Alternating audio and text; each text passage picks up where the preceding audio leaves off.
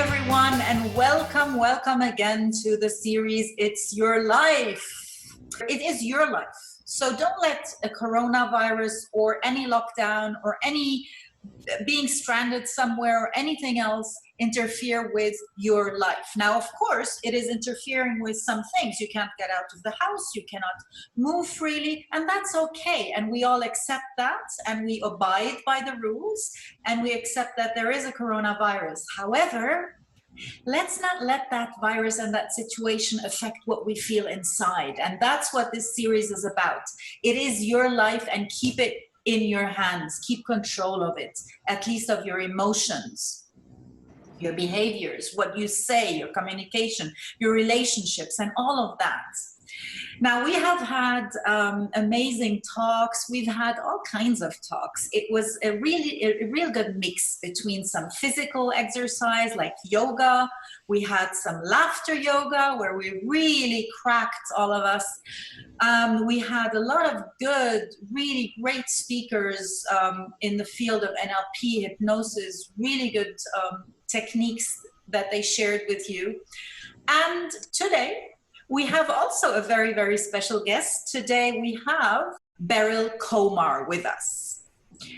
I have known Beryl about many years. I think 2002, something like that. When I came to Dubai, we met when we were doing pranic healing. You remember, Beryl? Mm-hmm. Yeah. So for those who don't know me, my name is Mona Abdurrahim Zantl, and I'm the owner of Mind Your Power. This is my company. And I am also a hypnotherapist and an NLP trainer, hypnotherapy trainer, emotional intelligence trainer, etc. And some of these tools, guess who I got it from? Guess who was my hypnosis teacher? This lovely lady sitting here with you tonight and talking to you tonight. So Beryl was a school principal when she was in Dubai, long time ago, when Dubai was still very tiny, when it was just a village. And she used to tell us crazy stories of what she used to do with the students and with the parents and with the teachers. She used to do hypnosis even then, back then. And so she was always in that field of, education. And then she started training, of course, at that time already, hypnosis, NLP, emotional intelligence, EFT, transactional analysis, what else? A ton of things. Beryl has written a book about hypnodontics, how to use hypnosis in dentistry.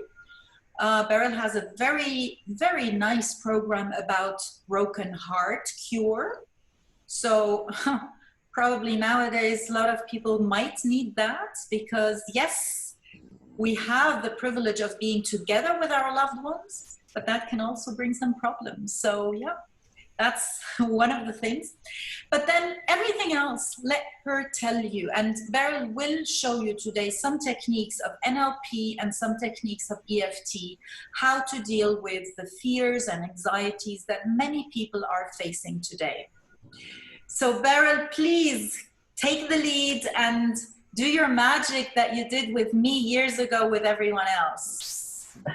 Thank you very much, Mona. It's lovely to see this awesome crowd, many of whom I know. So really nice to see you.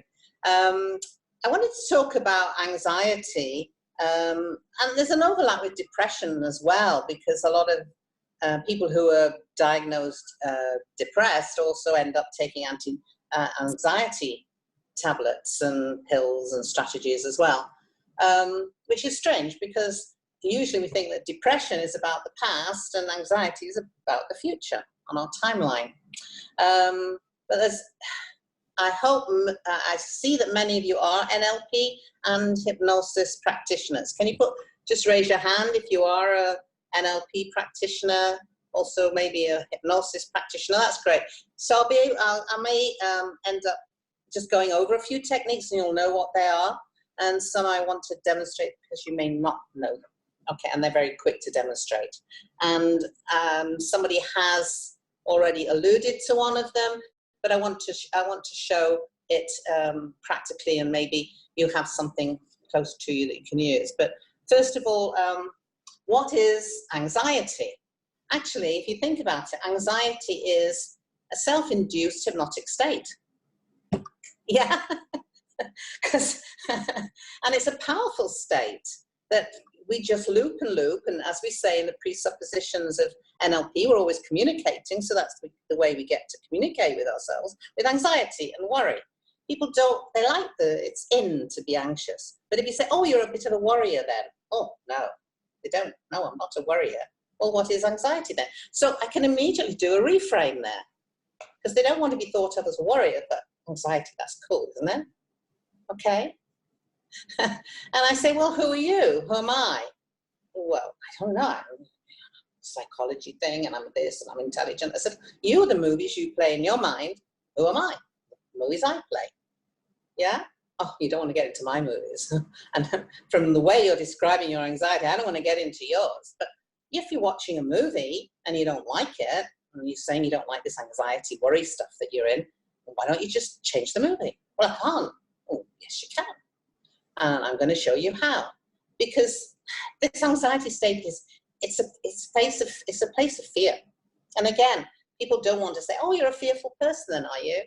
No, I'm not fearful. I'm a big guy. But you're anxious. What's the difference between anxiety and fear? And they often can't say it. So, okay, what is fear? Everybody put your four fingers up. F-E-A-R. Fear is false evidence appearing real. Yeah? Anxiety is a state of lack of knowledge. I have no knowledge about what's going to happen. So, I'm searching for this knowledge. I can't know what's going to go happen in 5 minutes. We might suddenly have no internet. I'll manage. I'll cope. But anxiety people are very highly suggestible. Hey, isn't that good news? Because they're making these suggestions to themselves all the time. Yeah? I once heard somebody, I think it was Freddie Jackman, say it's a level of stress whilst observing a lack of knowledge. Yeah? It's false evidence appearing real. It's the what ifs. What if this happens? What if that doesn't happen? Well, that's an easy one to reframe. But what if this happens? What if that happens? And I say, well, what if it doesn't? What if it doesn't happen? Oh, So there's a pattern interrupt there that you can use. It's self-talk. So tell me, how do you talk to yourself? What do you say? And then you can change it. So one of the ones that I hear a lot at the moment is, I'm trapped inside. How about changing that to, I can focus now on home and family? And people who have started to do that, I was talking to Mona earlier and she was saying, oh, I'm loving this time because I'm able to do this. So she's gone already from trapped inside to something else. Yeah? I'm trapped away from home. But instead of seeing it as trap, oh, what can I do with this time without the distraction of my garden and without the distractions? What can I do? So I often reframe it to saying to people, this is your stinking thinking. And I have them say, oh, my stinking thinking is telling me this now, Beryl. Okay, how can we reframe it? Yeah? Because people currently are having to learn new habits, and we don't like new habits. There's still that myth around that to change a habit takes 21 days. That is an urban myth. Get rid of it. People can change a habit in a second. Yeah? A child can learn to suck its thumb in a moment, and it will do that from that moment on whenever it wants. That feeling that was given to it at that moment. Get rid of that 21 days. And anyway, lockdown's already been 21 days, so you could have got to the new habit already if you really had wanted to. It's what we're doing actually at the moment is grieving for a lost life, and wanting that lost life, but it won't come back. So reframe that every day. You go into sleep, and every day you wake up into something new anyway, and you always have, and you've always managed, and you've always been able to do it. Yeah. Anxiety is a restlessness. It's a wanting to be in control. Sometimes it's a perfectionism. Find those words that they use. Remember, all of these are nominalizations. Nominalizations for the non-NLPers. Nominalizations are things you can't put in a wheelbarrow. So perfectionism. Can you put perfectionism in a wheelbarrow? Mm-mm. Can you put happiness in a wheelbarrow? Mm-mm.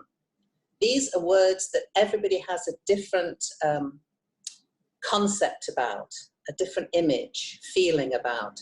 So find out how they feel it and then change it. So what if X happens? Okay, what if X doesn't happen? What if Y happens? Oh, I hadn't thought about that. Now you think about that. What movie could you make? Yeah? Always when we're working with clients, we want to observe the 4 stages, which is to get into rapport with them. And you can do that very quickly nowadays because immediately people want to talk about how COVID is affecting them. Find out an outcome. So they're anxious. Yes, you are. But how would it be when you're not anxious? Do you know what outcome you want? Yeah. When all your friends are anxious around you and you're not, how will it be? How will you feel? Yeah. And then you can say, what color is that? What shape? What size? Where would it be? Have you ever felt that feeling before? You can use your anchors. Find out what's going on in the environment. I mean, if they are in an environment where being locked down means mother-in-law was supposed to go the day after lockdown and we got stuck with mother-in-law. And it's so difficult. Well, then you're going to use some techniques there to create the bubble, let it flow over you, to realize that nothing is going to last forever.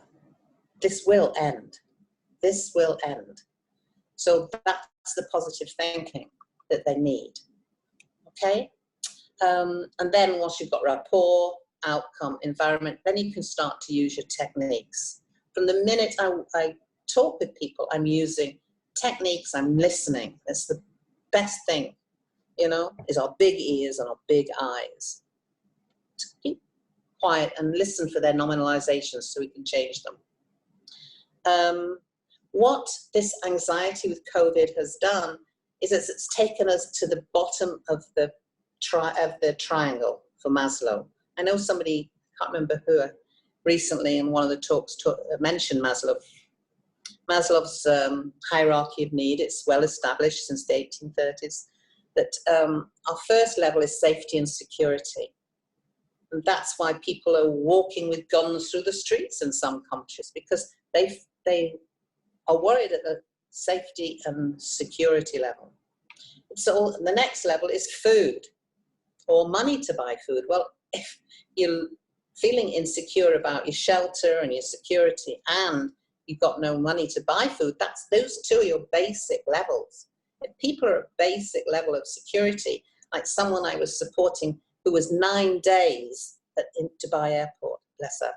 She was 9 days because she arrived and didn't get a connecting flight.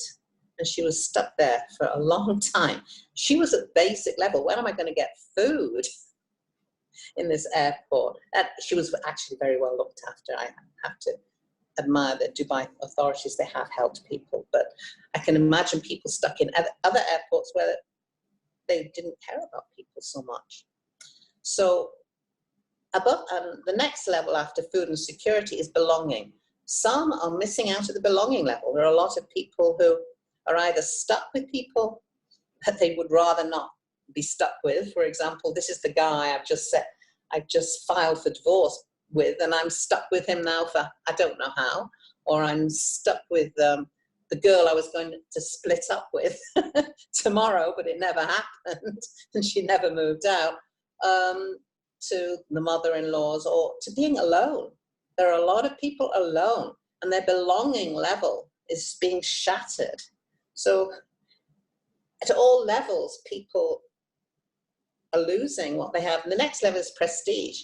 The CEO, the person who's a supervisor, whatever, goes to work, wears his suit every day. He's lost his prestige. He has no prestige. He doesn't know what to do. Maybe he's being nagged about, well, now's the time to do those DIY things, but he haven't got the tools. maybe hasn't got the know-how either. So his belonging level is being attacked. He doesn't know how to, or she doesn't know how to deal with the kids now in lockdown. And the highest level is self-actualization. The people who are going to survive this the best are the people who are at self-actualization level. That's spiritual level of, it's okay. I'm not at fight, I'm not at flight, I'm at, everything will be okay. Yeah. Put up, shut up, and it's all going to be okay. Make the best of what I can. All right. We're in a level, and remember, in all of these layers, they're in the grief process. In the grief process, the first thing is denial. This can't be happening. Oh no, it can't be happening. I was there. That's how I got locked down in this country. I thought I would fly the next day. No, I didn't. Because I was in denial. I thought I would be able to get out any time next week, and I didn't. And then comes bargaining. Bargaining, oh, what if I do this? What if I do that? What if I... No. Yeah. And then come all the emotions, anger, fear, guilt. Some are still in those. And it's not like one happens, then another. We shift between them. I still get to bargaining sometimes. I still call the Spanish embassy and say, but when is Valencia airport going to open? We don't know. Oh, thank you. I'm going back, I know, into denial and bargaining every week. I'm human. I'm not superhuman. I'm going to forgive myself. Okay, but I'm not going to go in hopelessness, depression, or anxiety. What we've done is, what's happened is we've lost our expectations. We've had to find other things to do. We're not perfectionists. We can't control things. Find out what their perfectionism is, what their control things were, so that you can start to reframe that. Now, to get to approaches. Oh, and remember presuppositions in NLP. We're always communicating. Communication is the response you get. We are the movies we play in our mind. There is no failure, only feedback. I use that a lot in my communication with people. And once you have them kind of nodding along and agreeing with those things, then you know that you're getting them into hypnosis, even waking hypnosis, just talking with you on Zoom. Yeah. Not everybody is in a situation where they can go into formal eyes open hypnosis. There are kids running around, but you can still get them there, nodding away and waking hypnosis. So there are two approaches when working with anxiety. The first approach is to use different techniques to address the cognitive aspects. Things like CBT, cognitive behavior therapy, looking at the emotional, biochemical way that anxiety or depression is structured. Remember, everything has a structure. How are they structuring their anxiety? Once you can find the structure of their anxiety, you can break it down, and you can even restructure new feelings with that same structure. It's energy. So knowing it's energy, we can use EFT. We can use zip-ups. We can use so many of the things that we know. I'm currently learning chakra dancing. It's great fun. Yeah, doing it all by myself in my Airbnb. Probably think I'm weird, but I don't care. Another one is to neutralize the triggers that have caused that. Well, every day they open their eyes and there's still COVID going on, there's still lockdown, but we can neutralize the triggers. The triggers are going constantly to BBC or CNN or Fox or Jazeera or reading the news or whatever. Giving yourself those triggers if you need them once a day. Stop being with the people that are giving you those triggers. You know, if granddad is the one who has to have the news on all day long, lock him up in his room with the TV or give him your iPad just so that he's not there affecting you and affecting the family. I've actually had somebody do that. She's quite happy now not having her iPad. Granddad's got it. She's taught him how to use it and he can be in his room watching it all day. What you want to do is you want to reprogram the responses to those triggers. And that was one for her. It was Granddad watching the news 24 hours a day. It was going on in the middle of the living room and everybody going around Granddad.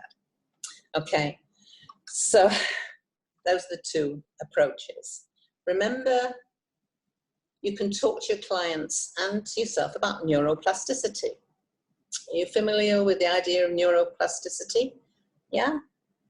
We used to think that the brain was fixed. We could only think one way. But we now know that cells that fire together wire together.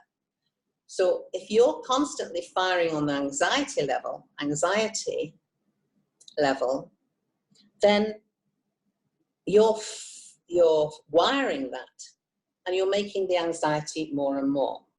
So with these techniques, like locking grandfather away, well, maybe not locking him away, but removing him from the center of everything with his TV is actually a good strategy, okay? You see, we have in our brain clusters, neuron clusters, that they bully the others. And once you've clustered all these anxiety neurons together in a group, they're bullying everything else in the system. That's why we want to find other things to do, or give them a time when they can be there, like that half an hour a day when we do watch the news or we do get involved. The rest of the time, we're not going to fire you so you can start to dissipate, or you know when you're going to be fired off so you can calm down the rest of the time. Remember that anxiety is a practice state. And if you've had parents that were anxious, then you will become anxious. You know, I had a mom who was always, oh, it'll all turn out in the end. Yeah, when I used to say to my grandmother, I'm worried about something, she said, oh, I'm going to put you in a brown paper bag and shake you up. How does that work, Nana? I don't know, but it works. She just said silly things like that, which I realize now were a pattern interrupt.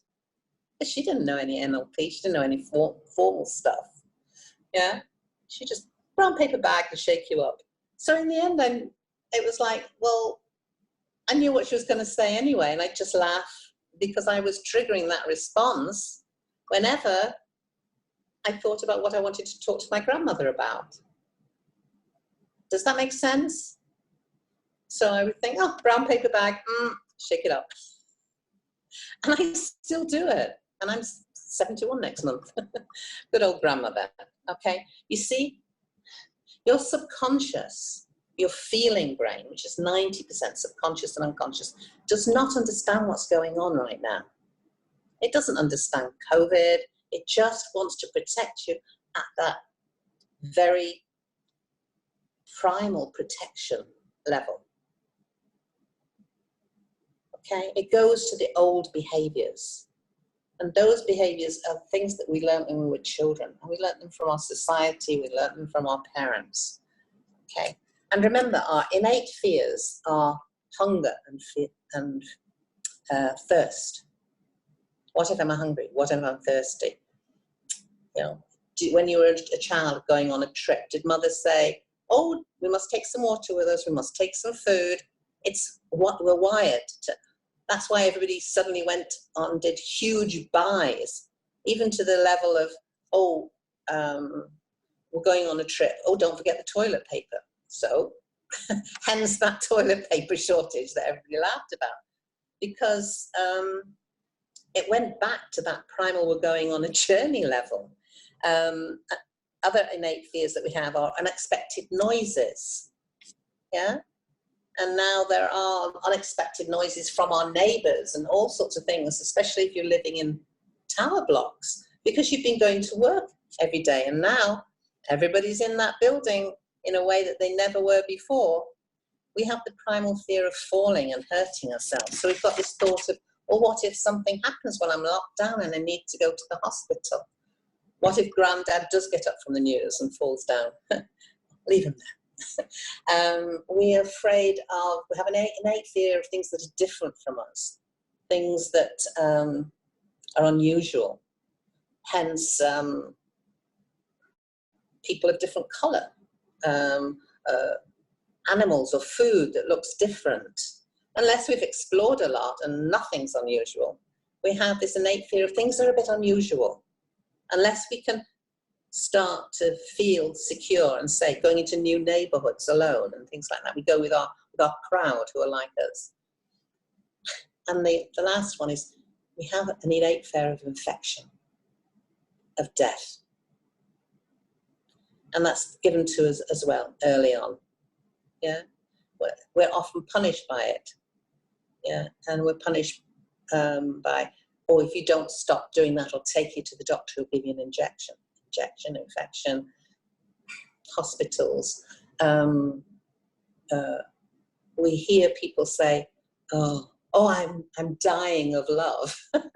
or I'll die if I don't see him. We hear these expressions early on in life, and they make an impression on us, and we start to say that, and our subconscious believes it. Remember, it doesn't know what's going on with COVID. It goes back to that stinking thinking, which is actually there to protect us, that we're hot-wired to have. So I wanted to show you some ways that you can do pattern interrupts. A bit like my grandmother saying, shake you up with a brown paper bag. There's lots of pattern interrupts that you can do, and you can teach your clients to break those connections. Yeah, because as I said, anxiety has structure, and we can VAK it. For those who are not therapists here, V means visualize it. How we visualize it. A, how it talks to us. Kinesthetic, how we touch and feel it, or we think it's, yeah, so we can change the shiver to a breath. The smells and the tastes of it, okay? So the first one is to realize that words have energy.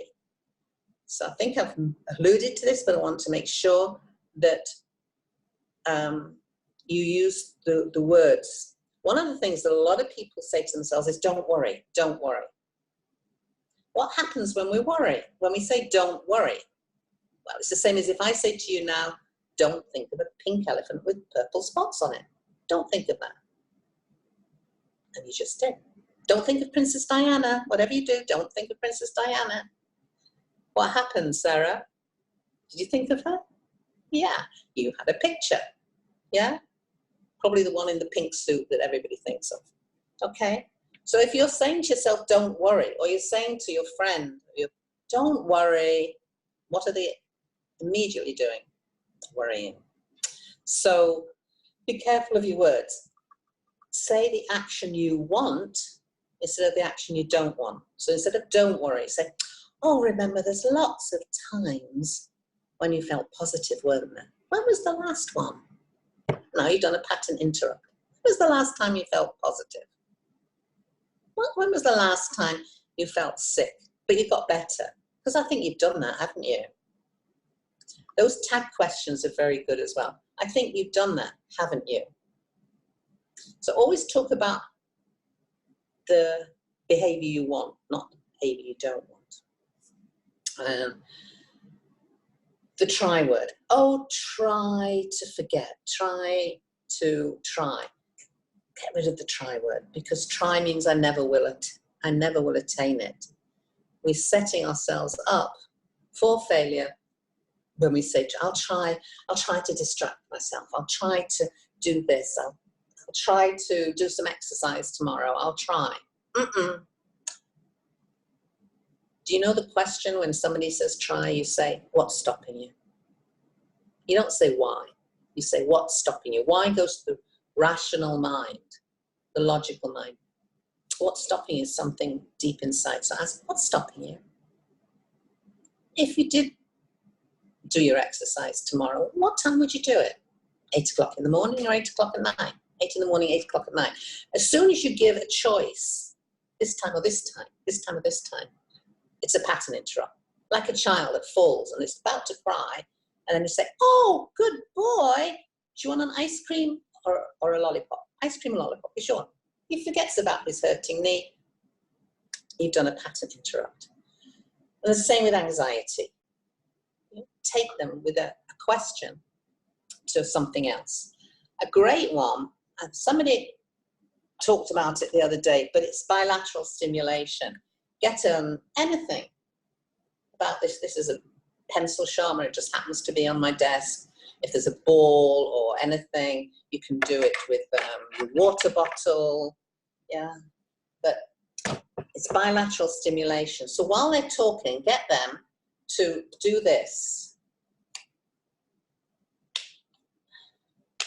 as wide as possible, but always into the middle and to the side then.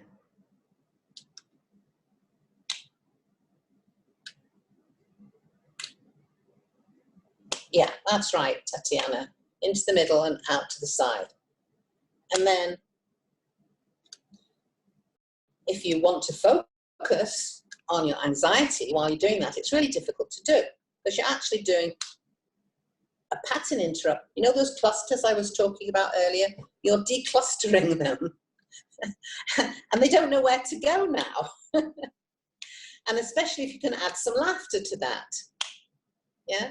So there's that worried person. You've got them doing this. You're doing it with them. And you think, oh, do you remember that time when we went to the beach and this happened and you got wet and, oh, your shoe went off into the distance. And do you remember that time?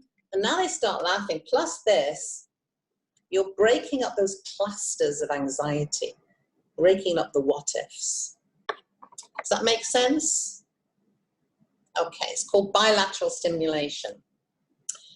A great way of getting new pathways and breaking those clusters is EFT, Emotional Freedom Technique. If you want a shortcut is to take a deep breath. You know, taking a deep breath is a great way into that subconscious mind, into those neural pathways. Take a deep breath and just hold the wrist like this. See, just hold the wrist. So everybody now, think of something they worry about, something they're anxious about. Take a deep breath, look upwards and hold your wrist. So you're actually, like, in a way, holding those pulse points. But not too far up, you don't want to strain your neck. All right, just take a deep breath and hold that wrist and let it out. Whew. Okay. That's one way of getting into that parasympathetic nervous system and holding it. Just take a deep breath. Believe me, and some of you there who know me, the first week when I couldn't get flights and I was getting anxious, I was very anxious for a week, but I was using this one a lot. Just putting my phone on so I didn't have to hold it and I could talk. What do you call that? Do you call it on your phone when you can talk without holding it? Anyway. So I was just holding my wrist and breathing. Peripheral vision is a good one. Peripheral vision, you see, we have tunnel vision when we're anxious. We're only thinking of that cluster. What's that? That's bullying everything else. So this is another one. Everyone take a deep breath. You can close your eyes. That helps you. Close your eyes. And I want you, with your eyes closed, to imagine everything that's behind you now. Everything that's behind you, the wall, maybe pictures on the wall, the colors, the items there behind you. Take another deep breath. All the things to the right of you. Wow, there's so many that I hadn't thought about until I just did this now. Okay, I must clear up that corner. There's a bit of clutter there gathering. Okay, and now to the left. All the things that are there. Take a deep breath. All the things above me. The sounds, the air conditioning is on. We're in Dubai, it's hot. Yeah, the lights, all the things above me. And the things in front of me. All your beautiful faces in those little squares. All the other things on my desk. And now take a deep breath and feel the chair. Whatever it is that you're sitting in now. Sitting on. Feel it. Feel the taste in your mouth. Hear the sounds around. And you're totally in the now. Now. Feels good, doesn't it? Everything else has just faded away. And then allow your eyes to open and just stay in that state. And then continue doing the tasks you want to do. Because anxiety takes away our focus from other things, because we're so focused on that cluster, the bully. You can now go and do the work that you want to do, your business plan, your advertising plan, or whatever it is. Yeah, because just give me an indication, those who did that, if they're feeling a lot calmer right now. Yeah, it's nice, isn't it? And it just took, what, 1-2 minutes? I don't know. I wasn't timing it. Okay. Okay. Another one that I learned from Steve Andreas. I think the guy yesterday did is heart coherence. It's very similar. You take your hand, put it on your heart, and you breathe into your heart rather than your stomach, your chest. Just imagine your heart, shape, the color. Take a deep breath and breathe into your heart. You can even say, my heart, my heart. And breathe. I don't know if you noticed, but when you breathe at night, you breathe into your tummy, way down there. But when we breathe during the day, we tend to do what I call the sergeant salute, where you just breathe in here when you're doing a sergeant salute.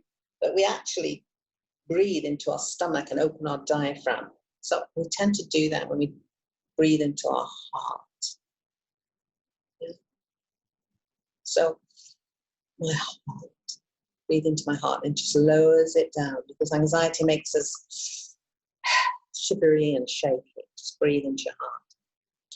Also, when we're anxious, this is what my book's about, of course, Hypnodontic. It's not just about fear of needles and dentists. It's about bruxism, teeth grinding, excess saliva, gum infections and things like that. And we swallow all of that poison. So a lot of people now are getting jaw issues. Just take a finger and just poke there where, you know, where that little bit comes to join, at the top comes to join here. Just push there. If you've got any ouchy feeling, you're clenching your jaw.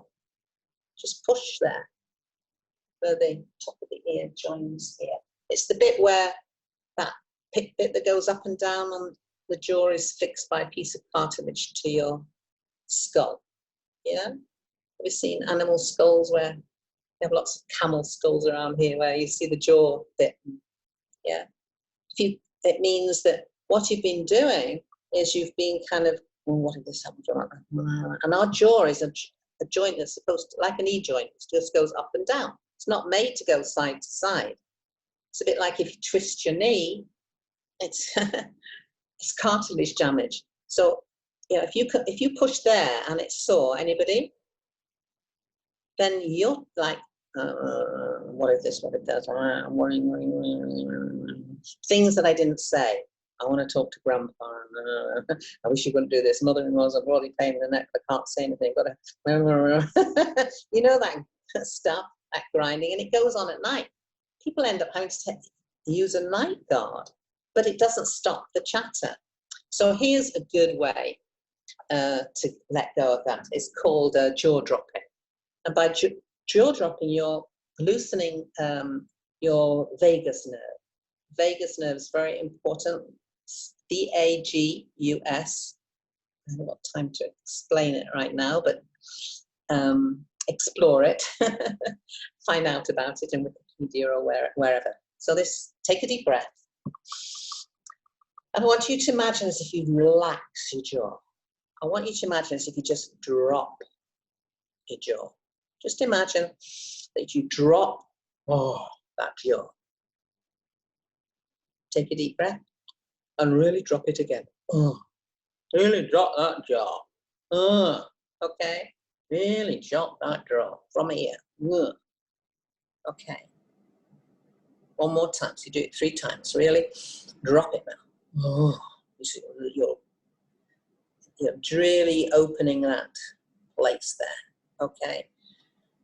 And with each one that you do, you inhale and you exhale for twice as long.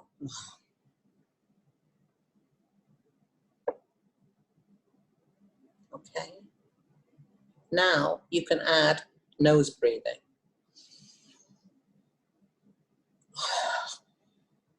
For the yogis there, you can do it. And this will be so good if you do get corona, and none of us are exempt here. If you're breathing well and your vagus nerve is in good condition, you're going to be able to breathe through this. Because it's not the COVID that's killing us, it's the pneumonia. It's the smokers out there, they're going to get it worse because you want to have big open lungs. You want to be able to breathe really well. Okay. So you breathe in, yeah, while you're still doing your jaw drop.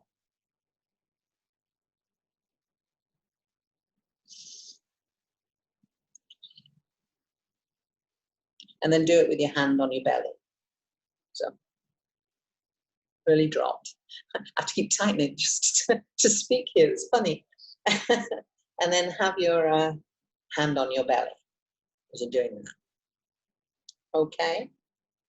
So you're breathing in and then you're taking twice as long with the exhale. How much time have we got, Mona?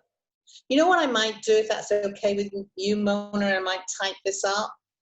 And then you've got a list of these for people who didn't take notes. Okay, great. That would be very, very nice. I was actually going to write them down, but that's perfect. Thank you so much. And I will attach then your notes to the replay of the video for everyone. Okay. Remember that this cluster there, we want to break it up. We want to set it going off on other ways, you know. So imagine they've got a pause button, okay? And it's your choice. So you want to change the movie, because who am I? The movies I play in my mind. Who are you? You are the movies you play in your mind. So I don't know about you, but if I'm watching a movie I don't like, I press a button, I change the channel. Okay, I was so glad when I learned how to do that, because I was the last one who was getting up and changing the channel, but it was still pressing the button anyway. So imagine if you've got a button and pause it. For NLPers who know the fast phobia cure technique, you can use that. Okay, stop the movie and step out of it. When you play the movie the next time, make it black and white. Push it away. So if I've got the movie of, oh, I can't see my parents. What if my parents get sick? What if COVID kills them? I'll never see them again. Da, da, da, da. Stop the movie. Push it out to the side. Take a deep breath. Push the pause button. Bring the movie in, but it's now black and white now. It's black and white. Make it further away. Okay. And bring in here another movie of me being there with them in mind and spirit, and how lucky I am with gratitude that I can call them, that I did teach them how to use the iPad, I did teach them how to use Zoom or Motim or whatever it is, and be thankful. When I was in Tanzania, I lived in Arusha, not far from where there was a leper colony. I was terrified of leprosy because I didn't understand it. Remember? Fear, anxiety is lack of knowledge. Once I started to learn about leprosy, and I had a guy who was a leper, but he was not contagious anymore, and he used to look after my car. And I used to put a shilling on my car every time I went into town and point to it. And in Swahili, tell him to look after my car, and I kind of run away. I got kind of braver and braver. When I sold my car, and I knew I was going to lose it the next day because I was leaving, and I was really sad that I wouldn't see him again. I went up to him. I took his hand and I put the shilling in his hand. And I knew then that I had no fear of leprosy.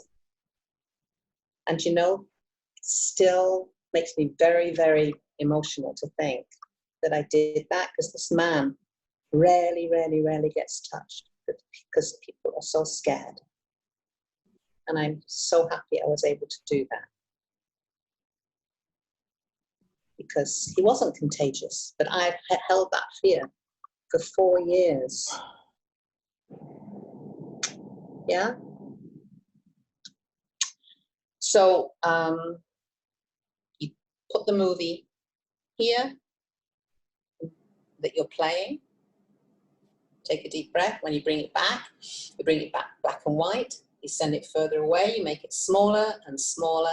And then you bring in here, you with your resources, you knowing what you know. So my resources, again, are things that I can put in a wheelbarrow. But I can't put in a wheelbarrow. All right? Resources are like courage, things that I've done in the past, learnings, love, yeah? Depression and anxiety. They're nominalizations too. They're resources, but they're not working for you. So bring in the resources you have, and with those resources, add now what you can do about the situation. It's very similar to the what if this happens? Well, what if it doesn't happen? You're adding resources to the situation. Is it games you play with your brain? Yeah, it's games. We are the games we play in our mind as well. And my clients like coming to me. They like playing games. You can do a swish pattern. I'll outline it and put it in the handout. Yeah, where you see your better you, and then your worst you, your better you, and swish it away as you say swish, like opening the curtains. Swish, and there's a bright new day. Shift perspective. Think about this thing that you're worried about from your position. Oh, what if I lose my mum and dad? What if they die? They're old. Da, da, da. Okay, take a deep breath. Look at a chair over there and see mum and dad sitting there. Go and sit in that chair. Be mum. Beryl, what are you so worried about? You're being so silly. I'm okay. It's best I go before you. Change position and become the second position. And then take a deep breath. Have the 2 chairs in front of you, your chair, mum's chair. And with eyes straight ahead so that you can see both of those chairs with peripheral vision. See what others would say about this. See yourself from the 3rd position. This 3rd position is telling these people, it's okay. Everything will be fine. Yeah? What are you getting yourself into such a stew about? Listen to her. You're doing fine. Yeah? 3rd position is quite a good one to step into sometimes. And then, with all of that knowledge, go back to being you. But you've got more knowledge now. Remember, fear is lack of knowledge. It's a state of stress. Okay. Change the tonality of how you talk to yourself, the speed. So if they're anxious and they're talking, I say, tell me again. Why are you doing this? Tell me that story of what you're worried about. Tell me in a slow voice. Tell me in a little child's voice, slow, little child's voice. Yeah? Now put some laughter in it. And they can't make that cluster appear again because they're already changing it. Okay? You're changing the bully and how the bully talks. Another one that's easy for you all to do now. Think of something that worries you. Think about COVID or getting COVID or whatever. Take a deep breath and tighten your wrist. Think about it, think about it, think about it. And now, let it go. And usually your jaw drops as well. This is another thing that's letting that. And now I'm really worried. Okay? So remember, when they wire together, they fire together. So break the way they fire up. You're showing this part of you that you can control it. Well, it's not about control. You can manage it. You can manage it. Because guess who often are the biggest worriers? The controllers. They're out of control now. They're in the kitchen, controlling everything in the kitchen, moving things around, moving the furniture, doing anything, because they can control, because they can't control this situation. They're getting so obsessively compulsive. For those of you that know NLP, the drop-down technique, where you start at this level and you drop down below that, what's the word there, below that, until you get to bliss, and then you come up through all the levels. It's a wonderful, wonderful technique. I love doing it with people. I can see Daniel knows this. Yeah, Vlad does. Okay, in the end, do something else. If something doesn't work, do something else. Anything that's a pattern interrupt for you. Yeah, rather than sit in that particular, and that's where you can change it. If that's the place where you always go to worry, move that chair. If that's the place where you always go to smoke or eat a cream cake, change it. Put something uncomfortable there, or put a table there, so you interrupt the putt. But the thing most important is, say to yourself, nothing lasts forever. Say it. Nothing lasts forever. It's a bit uncomfortable now, but nothing lasts forever. This will end. And in the good words of Emile Coué, every day, in every way, I'm getting better and better. It's the only affirmation that's been tested and proven. You can read a different affirmation every day, but again, you're just cluttering the mind.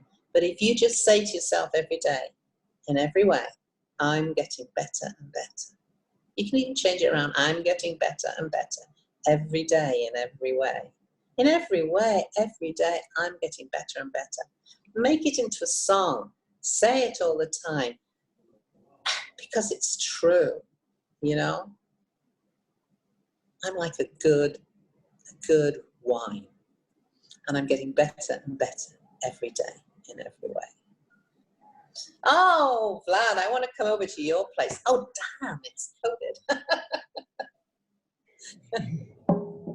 Okay, and it's now proven. I'm studying a course on dementia. I'm going to be a dementia consultant at the end of this lockdown.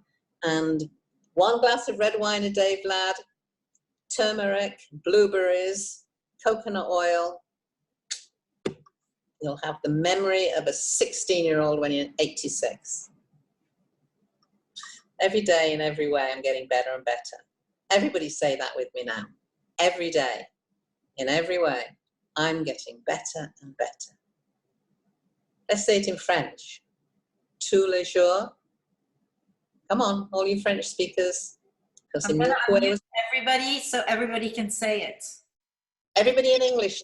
There you go. You're all unmuted, so go. Now, every day. Every day. Every way. Every way. Better. Getting better and better. And better. In French. And better. Donna, in French. Tous les jours. Je vais de mieux en mieux. Okay. Très bien. In Arabic. Come on, you Arabic. Gents out there. Let's have it in Arabic. كل يوم. أحسن. كل يوم بكل طريقة أنا أحسن وأحسن. Again, Daniel. Yeah. In Romanian, Vlad. Okay. In Tatiana, in Russian. Say it to yourself in different languages all day long, and it will keep you young. I'd like to say that I'm proof of that, because I'm 71 soon. Is do something else. Any of those things. Yeah, just do it. Okay? Anxiety is just going to clutter up those neurons, and so we want to defrag them. Any questions?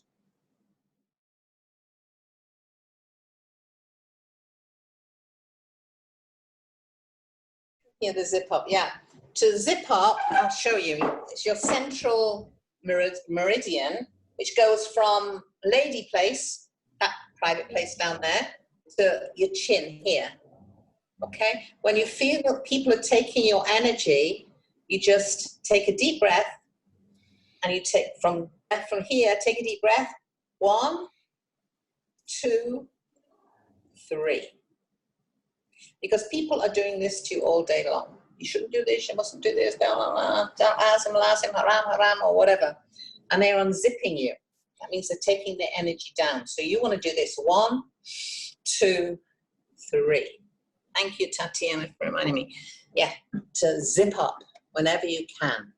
It's so important. Yeah. Everybody's saying thank you, Beryl. Amazing, powerful, and I want to thank you, Beryl, very, very much. That was a session filled with techniques, with tools, and so fast techniques that everybody can do really in a split second. So very easy and very simple and doable for everybody, whether you're doing it yourself or whether you're a therapist doing it with someone else. So thank you so, so much, Beryl. I really appreciate this. Was really practical today. I really appreciate everybody else being on the call. I had many people here who I have not seen before. So thank you so much for joining. And I hope you will join the next days too, because we have really amazing speakers. That's it from my side. Again, Mona Abderrahim Zantel from Mind Your Power, because there are a lot of people that I don't know here. And in case you are someone who, you don't need to be a psychologist, you don't need to be a hypnotherapist, you don't need to have studied a lot, but if you have something that you want to share with people, if you have some tools that you think people can benefit from nowadays, you know, people who are not coping so well, then please send me an email. And I would love to have you on the call too, because everybody who can contribute is more than welcome to be here and to share the information. Thank you, everybody, again. And everyone. Beryl, bye-bye. Mwah.